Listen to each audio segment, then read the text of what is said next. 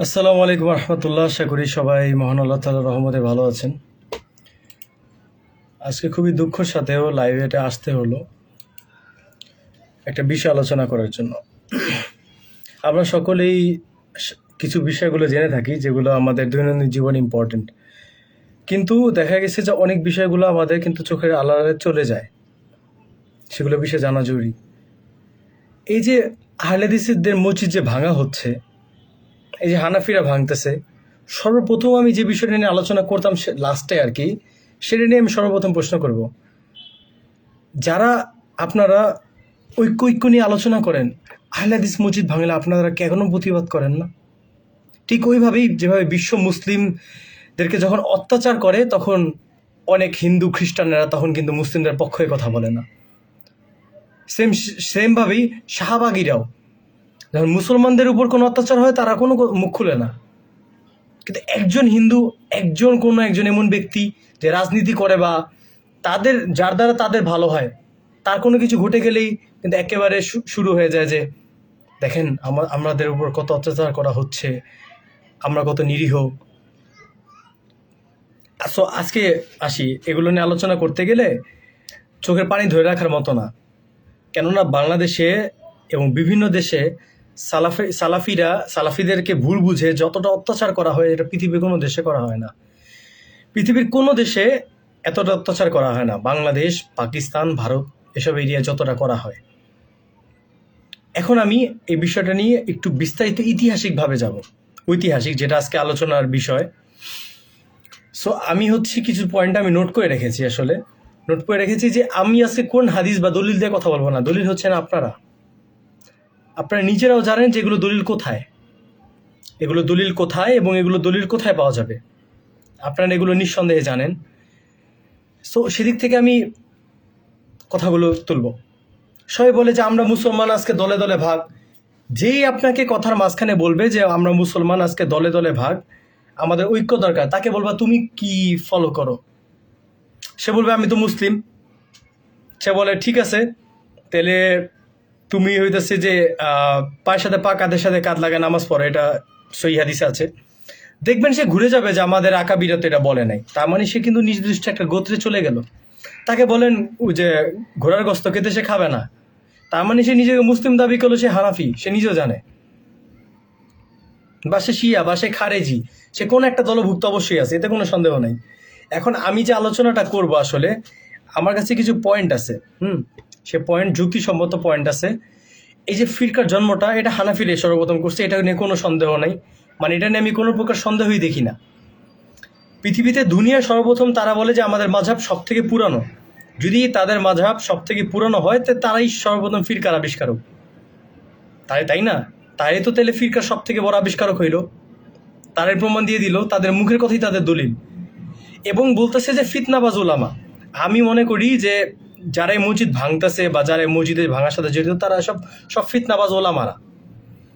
আমি কখনো এইসব বিষয় নিয়ে আলোচনা করব বলে ভাবি নাই, কেননা আমি প্রায় অনেকেই জানে অনেকে জানে না যে আমি এগুলো নিয়ে আগে আলোচনা করতাম, এখন অফ করে দিয়েছি এগুলো নিয়ে আলোচনা করা। আসলে এখন লং টাইম যাবত আমি এসব বিষয় নিয়ে কোনো প্রকার আলোচনা করতেছি না, ঠিক আছে? এখন নর্মালি যদি আমি বলতে যাই, এখন আমি একটু ঐতিহাসিকভাবে যাব যে আহলে হাদিসরা কি ব্রিটিশের দালাল, আর দেওবন্দি হানাফি এরা কি ব্রিটিশদের বিরোধী কাজ করেছে কিনা। এটাকে আমি দুই পয়েন্টে ভাগ করব। এক যারা প্রথম ব্রিটিশ ভাগের বিষয়ে কারা কারা আন্দোলন করেছে, এবং দুই আমি আলোচনা করব কারা পার্টিশনের বিরুদ্ধে ছিল। ব্রিটিশ বিরোধী আন্দোলনে আহলে হাদিস, হানাফি, শিয়া, কাদিয়ানি কোনো ধর্ম নয়, মুসলিম না, শিয়ারাও মুসলিম না, কাফের। আমি তবুও বলতেছি এদেরকে চলে যাওয়ার পক্ষে অ্যাটলিস্ট ছিল, মানে দেশকে আজাদ করে দেওয়ার। কিন্তু এদের পা চাটতো অনেকেই। আমি বলতেছি না আহলে হাদিসের চাটতো না, আহলে হাদিসদের কিছু নেতাকর্মী এরা করতো, কিন্তু ওরা তো আহলে হাদিস না, এটা বুঝতে হবে আপনার। আহলে হাদিসরা গণতন্ত্র দিয়ে খেলাফত প্রতিষ্ঠান করার চিন্তা কথা ভাবে না, তারা ইয়ার মতো না, জামাতের মতো না। হ্যাঁ, সো সেখানে কথা হইতেছে, আমি যে পয়েন্টটা নোট করেছিলাম, হ্যাঁ হানাফিরা ভারতের দালাল, এটা সব থেকে আমার প্রমাণ আমি দিচ্ছি। এখন মহাত্মা গান্ধীজির প্ল্যানিংয়ে পদ্ধতিতে, মোহাম্মদ আলী জিন্নার এনাদের প্ল্যানিংয়ের পদ্ধতিতে কিন্তু দেশটাকে ব্রিটিশ ছেড়ে যাওয়ার একটা নোটিশ দিয়ে দিছে যে আমরা দেশটাকে ছেড়ে দিব, আমরা থাকতেছি না। সো এই জায়গার মধ্যে যখন এখন চলে যাবে, এখন কথা হচ্ছে দেশ ভাগের বিষয়। প্রথম ভোট দিতে হয়েছে 1937 সালে, দারুল উলুম দেওবন্দ থেকে ভোট আসে নাই যে আমরা দেশ ভাগ চাই, আমরা ভারতবর্ষ চাই। সে ভারতবর্ষ চাইছে, মানে সে পাকিস্তান আলাদা মুসলিম দেশ চায় নাই, সে চাইছে ভারতে থাকবো, মানে গোমূত্র খাওয়া আলাদের সাথে থাকবে আর কি। ঠিক আছে, থাকুক। এরপরে 1947 সালে যখন এই যে মুসলিম লীগ, যেটা এখন আওয়ামী লীগ, মুসলিম লীগে যখন এই বিষয় নিয়ে আন্দোলন করছে লম্বা সময় যে আমাদের আলাদা দেশ প্রয়োজন, দেশ প্রয়োজন, নতুন এই দেশে ডাইরেক্ট অ্যাকশন ডে চালু করা হবে, তখন ঠিকই সবাই ভোট দিছে। কিন্তু সব থেকে বড় প্রমাণ এখনো পর্যন্ত কলকাতায় নাকি আসামে কোন এরিয়ায় আছে, এটা আমার ভুল হইতে পারে, যে দারুল উলুম দেওবন্দ হানাফিদের বাংলাদেশের সব থেকে বড় মার্কাজ। এই কারণে সবাই তার টাইটেলে লাগায় হানাফি দেওবন্দি। হ্যাঁ, আমি হায়াতি না মামাতি, এদের মধ্যে আবার সমস্যা আছে। হ্যাঁ, সো এই বিষয় নিয়ে আমি যখন কথাগুলো মানে আর কি পুরোপুরি রিসার্চ করলাম, তখন বুঝতে পারছি যে এই যে দেশ ভাগর বিষয় আহলে হাদিসদের সব থেকে বড় অবদান ছিল। এবং দেশ ভাগ হওয়ার সময় যারা যারা ব্রিটিশের পক্ষে ছিল, তারা ছিল হচ্ছে মূলত পাকিস্তানের পক্ষে। আর ওই সময় যারা ভারতের পক্ষে অবস্থান করেছে, মানে কংগ্রেস পার্টি, তারা সবাই ভারতের দালাল ছিল। সো ধরে নিই আমি, হানাফি জামাতরা এরা ছিল হইতেছে কংগ্রেসের পক্ষে। সো কংগ্রেস কী চেয়েছিল? দেশ ভাগ হবে না, অখণ্ড ভারত, বাংলা পাকিস্তান এগুলো একসাথে থাকবে। তো একসাথে থাকলে এখন যে মুসলিমদের উপর এত অত্যাচার করা হচ্ছে ভারতে, এই অত্যাচার কি আরো কম হইতো মনে হয় আপনার? আরো বেশি হইতো, আরো বেশি হইতো। আপনাকে হয়তো সেকেন্ড কোয়ালিটির জনগণ হয়ে থাকতে হইতো, সব কিছুতে আপনার দোষ ধরা হইতো। ভাই আপনি এটা করতে পারবেন না, আরে কিসের ঈদ, আজকেই কোনো ঈদ নেই, ঈদের ছুটি নেই, আপনার চাকরিতে আসতে হবে। আমরা এখন কথা হচ্ছে পাকিস্তানের থেকে আমরা ভাগ হয়েছি, ওটা আলাদা বিষয়, এটা তাদের কিছু জুলুমের কারণে আমরা আলাদা হইতে বাধ্য হয়েছি, এতে কোনো সন্দেহ নাই। এখন এই ইতিহাসটা যদি কেউ অস্বীকার করে, আমি তাকে বলবো যে তুমি একটা খোলা চ্যালেঞ্জ, তুমি গুগলে সার্চ দিয়ে আমাকে জাস্ট একটা বিপক্ষে প্রমাণ দাও। ব্রিটিশদের পক্ষে আহলে হাদিসরা নিছে, কিন্তু হানাফিরা নেয় নাই। হ্যাঁ, আর ব্রিটিশদের পক্ষে আহলে হাদিসরা কেন নিছে? যুক্তি আছে, তোমাদের মাথায় তো জ্ঞান নাই, গোবর ভরা। কারণ মুকাল্লিদ, হ্যাঁ, লা মুকাল্লিদ লাইসা বি ইলম, মুকাল্লিদদের কোনো ইলম নাই। সো তোমাদের মাথায় গোবর আছে, তোমরা হইতেছে মনে করো ভারতের দালাল শুরু থেকেই। এখন এই জন্য তুমি বুঝতে পারতেছো না যে আমার এই যে আহলে হাদিসরাই কি পক্ষে ছিল না আমরাও ছিলাম। তোমাদের আকাবিরা সব থেকে বেশি পক্ষে ছিল, ব্রিটিশ ভাগানোর পক্ষে তো ছিলই, ঠিক আছে মানলাম, ব্রিটিশদের দালালও ছিল মানলাম, পাকিস্তান ভাগর বিপক্ষে ছিল কেন বলবেন? বলবেন যে আহলে হাদিসরাও তো ছিল। যাই সব আহলে হাদিসরা ছিল তারা আলেম না, তারা সাধারণ জনগণ, এবং তাদেরকে আহলে হাদিস বলাও যায় না। এখনও দেখবেন বংশালে এমন অনেক আহলে হাদিস আছে, ঈদগায় নামাজ পড়তে গেছিলাম, শাড়ি পরে আসছে মেয়ে নামাজ পড়তে, এগুলো বলতে চায় না, এগুলো ফিতনা ছড়ানোর কাজ। আর এখন কথা বলি, পিনাকি আর ইলিয়াসকে আপনি মাথায় তুলবেন? আমি ওনাদেরকে সম্মান দিয়ে কথা বলি, কেননা এই যে স্বৈরাচারকে যে নামাইতে পারছে, এর পিছে আমাদের আলেমুল আমাদের হাত কম আছে।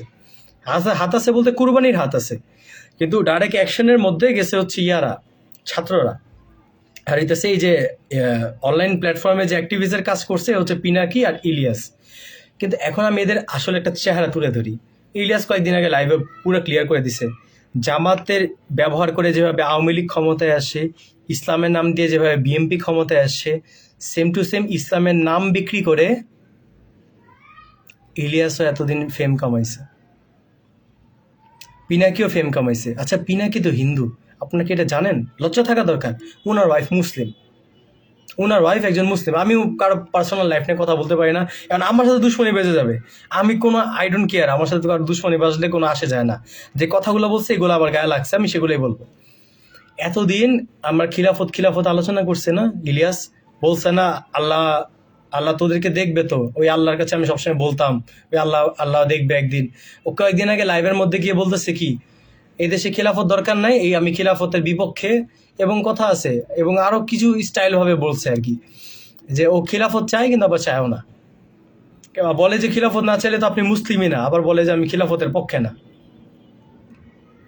ঠিক আছে, সো এদের মতো দুই চেহারাওয়ালা মানুষ হচ্ছে শুধুমাত্র মুসলিমদের। মুসলিম ধর্মটা এখন একটা মাজলুম ধর্ম হয়ে গেছে। পৃথিবীর যে কোনো দেশ, যে কোনো জনগণ ইসলামকে ব্যবহার করে নিজের কাজকে সফল করায় নেয়, দালালের মতো। ওর হাত ধরে পার হয়ে যাবে, দেশ পার হয়ে যাবে, এই কাজ করবে, চাকরি ধরে ফেলবে। এবং যুগে যুগে মানে এই যে এরা এই কাজগুলো করে আসতেছে। এখন এই জায়গার মধ্যে আমি সবাইকে রিকোয়েস্ট করবো, আবদুল্লাহ বিন আব্দুর রাজ্জাক, আবদুল্লাহ ভাইয়ের বক্তব্য শুনেন। ওনার মতো ইন্টেলিজেন্ট ব্যক্তি নাই, আমি এটাই মনে করি, ওনার মতো ইন্টেলিজেন্ট ব্যক্তি নাই। আবদুল্লাহ ভাই 100% এই বিষয়ে জ্ঞান রাখে। এখন কথা হইতেছে যে মসজিদ ভাঙার বিষয়টা আমি শুরু থেকে বলতেছি, যেটা এই যে মসজিদটা ভাঙতেছে, হ্যাঁ মসজিদে ভাঙতেছে, এবং এইখানের মধ্যে আমি তো এগুলো নিয়ে আলোচনা করতে পছন্দ করি না, তবু আমি বলি, এই যে গোলালু মার্খা আলেম শেখ আহমদুল্লাহ, এরা যে সুবিধাবাদী মানুষ, এতে কোনো সন্দেহ নাই, আপনার সুবিধাও খাটবে। এরা পিনাকি, ইলিয়াস, আহমদুল্লাহ বলেন, আরে মনে অনেক আছে। জামশেদ মজুমদারকে আপনি গালি দিবেন কেন? ও তো ডাইরেক্ট কথা বলার লোক, ও ডাইরেক্ট কথা বলবে। ওর বলায় ভুল হয়েছে, ওটা আমরা অনেক সালাফি আলেমরাই বা সালাফি আলেম যারা আছে আর আমরা জনগণরা এগ্রি করছি, ওনার কথা বলার একটু ভুল ছিল, মানে কথা বলারটা একটু নমনীয়ভাবে আরও সুন্দর করে বলা উচিত ছিল, যেভাবে আবদুল্লাহ ভাই বলছে। আবদুল্লাহ ভাই সেম কথাই বলছে যেটা জামশেদ মজুমদার বলছে, কিন্তু ওই কথা কারো গায়ে লাগলো না কেন? এখন কথা হইতেছে, উগ্রবাদী অনেক আলেমরা সব এলাকাগুলোতে খেপায় না, কিছু এলাকায় খেপায়। দেখেন ঢাকা শহরে কিন্তু কোনো মসজিদ ভাঙে না, শহর এলাকায় এখানে লোকরা সিভিলাইজড, কিন্তু গ্রাম অঞ্চলের লোকদেরকে যদি একটু বলেন ওই ভাঙতে হবে, দেখবা ভিডিওতে যারা ভাঙতেছে মসজিদ তারা কিন্তু কোনো সিনিয়র লোকজন তেমন নাই, পিচ্ছি পোলাপান মসজিদ ভাঙতেছে, মানে উস্কানি দেওয়া বলে এটাকে, উস্কানি দিয়েছে মসজিদ ভাঙতে হবে। আর ভাঙাচুরার মধ্যে তো আমরা পোলাপান না, ওস্তাদ শুরু হয়ে গেছে, ঘটনা বুঝে না বুঝে। ওরা যদি একবার বুঝতো যে আমরা কি করতেছি, আমরা মসজিদ ভাঙতেছি, আর এটা তো শিয়া কাদিয়ানি না, এই দেশে শিয়া কাদিয়ানির মসজিদ বকশি বাজারে স্পষ্ট সুন্দর করে সাজানো, শিয়াদের মসজিদও হুসি দালান বকশি বাজারে, কিচ্ছু হয় না, হামলা করছিল বহুত আগে, এখন আর কিছু হয় না। আমাদের সন্তানদেরকে ওরা নিয়ে যেতেছি মসজিদে, ওদের মসজিদে নামাজ মোহরমের সময় বুক কেচাইতেছে, ইয়ে করিতেছে, মাহারামের গান বলতেছে, হাই হুসেন মলা আলী বলতেছে। এদের মসজিদ ভাঙবে না তো? ভাঙবে কাদের মসজিদ? আরে এরা তো কিচ্ছা কাহিনী বলে না, এরা তো কিচ্ছা কাহিনী বলতেছে না, আরে এরা তো বাপদাদার ধর্ম থেকে বের হয়ে যাবে, এদের মসজিদ ভাঙ, এই হইতেছে এদের সিস্টেম। আমি এখানে বলতে চাই, আপনারা যেই যে এরিয়া থেকে আছেন, আপনারা ডিবেটের পক্ষে যোগদান করেন।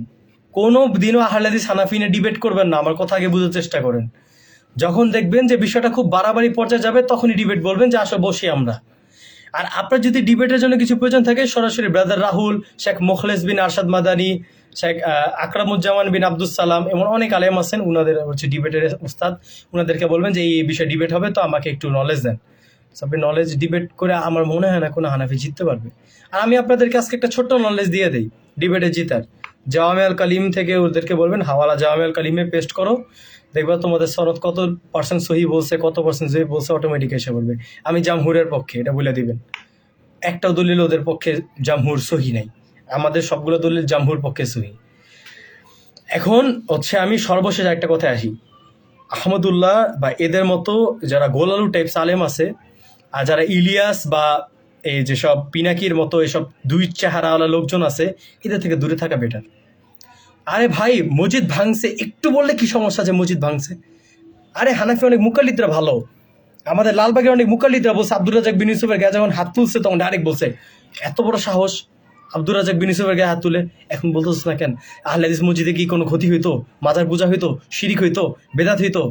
হানাফিদের সাথে আমাদের মাসলা শুধু দুইটাই সমস্যা, হ্যাঁ, আল্লাহর আরশের বিষয়টা নিয়ে, ঠিক আছে, আর হইতেছে যে সম্মিলিত মোনাজাত, যে মিলাদ, সম্মিলিত মোনাজাত নিয়ে।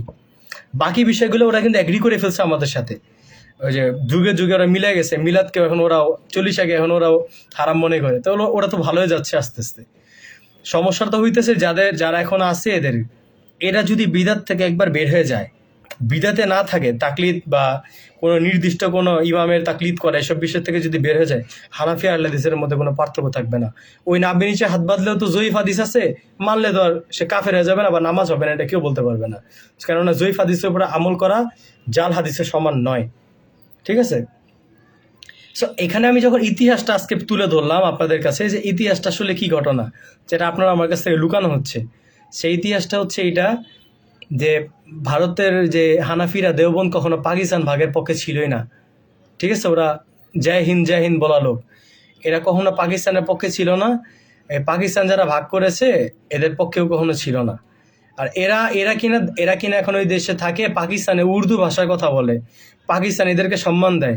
আরে পাকিস্তানিদেরকে এখন বাংলাদেশের আলেমেরা পাকিস্তানিদেরকে বলে বর্বর আলোচনা। আরে বেটা, তোর বাংলা যে ভাগ করে দিছে, এই বাংলা ভাগ জীবনে পাইতি না।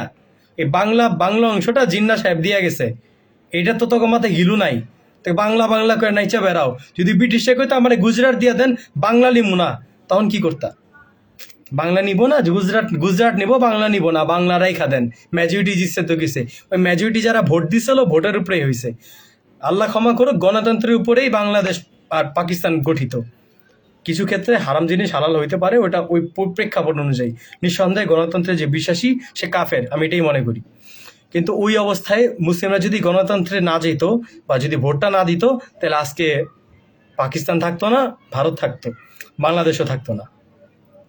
সো এই আহলে হাদিস মসজিদ ভাঙার যারা পক্ষে আছে তাদেরকে ওপেন চ্যালেঞ্জ, খোলা চ্যালেঞ্জ, কি যুক্তিতে ভাঙতে হয়েছে এটা করো। আর যদি বলো যে না এটা ভুল হয়েছে, আমি বিষয়ের পক্ষে না, তাহলে তুমি এখনই একটা পোস্ট করো, তোমার দেহি আমার পরিচয় কত, তুমি পোস্ট করে বলো আহলে হাদিসের মসজিদ কেন ভাঙবে। আজকে হানাফিদের মসজিদ যদি কোনো আহলে হাদিসের বাচ্চা ভাঙে, ওই আহলে হাদিসকে চটকানো দায়িত্ব আমার। কিন্তু এটা তো সম্ভব না, এটা তো কল্পনা মাত্র। আহলে হাদিসরা মাইর খাবে, থাপ্পড় খাবে, কিন্তু কখনো পাল্টা গায়ে হাত তুলবে না। এটা হইতেছে আহলে হাদিস। আহলে হাদিসদেরকে অসম্মান করো, ওদের কারণে তোমরা মিলাদ চলিসা কুলখানি এসব বন্ধ করছে, এসব তাওহীদি কাজগুলো সব আহলে হাদিসরা করছে। সিরিয়া বিজয় জনগণের মাঝখানে যে তাওহীদের প্রতিভা জাগায় তারপরে করছে, ওটা কে করছে? আবু মোহাম্মদ আল জুলানি, উনি কি সালাফি মানাজের? আইএসআইএস নাম নিব না, একটা নাম নিয়ে নিছি আর কি। যাই হোক, এই সংগঠনের আমিরও কিন্তু সালাফি, এবং এটা গুগলেও আছে, আপনি সার্চ দিলে পেয়ে যাবেন। তো সালাফিদের অবদান আছে, নিচা করে দেখার কিছু নাই। বাংলাদেশে কোন ওলামা কি 2 নম্বর বাড়তি কথা বলছে আমি সেটা দেখবো না, সালাফি সালেহিনের কথা। আর একটা কথা বলি, জিহাদ করলেই দেশ স্বাধীন হয় না। আমি বলতেছি না জিহাদ করলে দেশ স্বাধীন হবে না। যারা সালাউদ্দিন আইয়ুবের সাথে ছিল ওরা সবাই প্রতি মুহূর্তে কি কথা বলতো জানেন? তারা প্রতি মুহূর্তে তার জনগণের সাথে বলতো আল্লাহ আমাদের সাথে আছেন, ইনশাল্লাহ আমরা এই বিষয়টা অবশ্যই জয় করতে পারবো। আর আমরা যদি এখন জিহাদে যাই, কি আলোচনা করব? বেটা আমি সিওসিতে এত টাকা কামাইছিলাম, আরে বেটা পাবজিতে এটা করছিলাম, আরে এই অবস্থা, আরে ফ্যামিলিতে এই কাজটা ফালে আসছি, তাকওয়া নাই, ইমান নাই। আর এই জনগণ যুদ্ধে নামবে, আর এই জনগণ দেশ স্বাধীনও করে দিবে। এই জন্যই বলছিল যে নামাজ পড়ে না, কেননা নামাজ গুনাহের কাছ থেকে আটকায়। আর যারা মসজিদ ভাঙছে এদের আমি মনে করি এদের একজনেরও ইমান নাই। আর পিনাকি ইলিয়াস, ঠিক আছে, এদের বক্তব্য শোনার কোনো প্রয়োজন নাই। এদের চেহারা চিনে গেছি, এদেরকে অনেক অনেক মানে অনেক কি ভাবছিলাম, এরা হইতাছি আগে মুসলমানদেরকে এক করছে, মাদ্রাসার ছাত্রদেরকে এক করছে যে তোমরা আসো আমরা ইনকালাবের পক্ষে যাই, কেননা বাংলাদেশে তো মাদ্রাসার ছাত্র মুসলিম এদের সংখ্যা বেশি, আসো আমরা আন্দোলন করি। এদেরকে ভরকাইছে। এরা যখন গেছে, যখন দেখছে দেশ স্বাধীন, শেখ হাসিনা বেরিয়েছে, আমরা তো ভাই কোনো ইসলামিক এসব আইন টাইন চাই না, আমাদের দেশ যেরকম ছিল ওই রকমই থাকবে, বঙ্গবুলটোর বানায় দেওয়া দেশ। এখন ওরা একদম ওই রকম না, স্বৈরাচার না, আমি স্বৈরাচার এগুলো বলতেছি না, বাট ওরা ইসলামিক যে পয়েন্টগুলো এগুলোর বিপক্ষে, নিঃসন্দেহে বিপক্ষে। আপনি যত এদেরকে নিয়ে কথা বলেন, এরা আমাদের কোনো ইসলামিক যেসব আমরা রুলগুলো চাই এগুলোর পক্ষে না, তারা এগুলোর বিপক্ষে। ইলিয়াসের আরেক বলে দিচ্ছে আমি গণতন্ত্র চাই না, মানে আমি ইয়াস খিলাফত চাই না বলে দিচ্ছে। ইটস ওকে, আমি তোমাকে চাই না। আমার কথা যদি কেউ এখন জবাবও দেয়, আই ডোন্ট কেয়ার, আমি আমার ধর্মের কথা বলতেছি। তোমার যদি টুকটুকু সমস্যা থাকে তাহলে তুমি এটা শুনে নাও, খুব দ্রুত বিজয় হব এবং তোমাদের মতো মানুষের গলা কাটা হবে। আল্লাহ ক্ষমা করুক এবং তোমাদেরকে হেদায়েত দেখ, তোমাদের ইসলামের পথে চলার তৌফিক দান করুক। আর যারা এই মসজিদ ভাঙার পক্ষে ছিল তাদের উপর লানত, অন্যথায় আল্লাহ তাদেরকে হেদায়েত দেখ। ঠিক আছে, সবাইকে আলোচনা শোনার জন্য ধন্যবাদ। ভয় রাখবেন না, কলিজে সাহস রাখবেন, যা হওয়ার তাই হবে। আপনার কথা শুনে যদি একজনের ব্রেন খুলে, ওই একজনের জন্য আপনার সদকা জারিয়া হবে। ইনকালাব জিন্দাবাদ। সুবহানাকাল্লাহুম্মা বিহামদিকা আশহাদু আল্লা ইলাহা ইল্লা আনতা আস্তাগফিরুকা ওয়া আতুবু ইলাইক।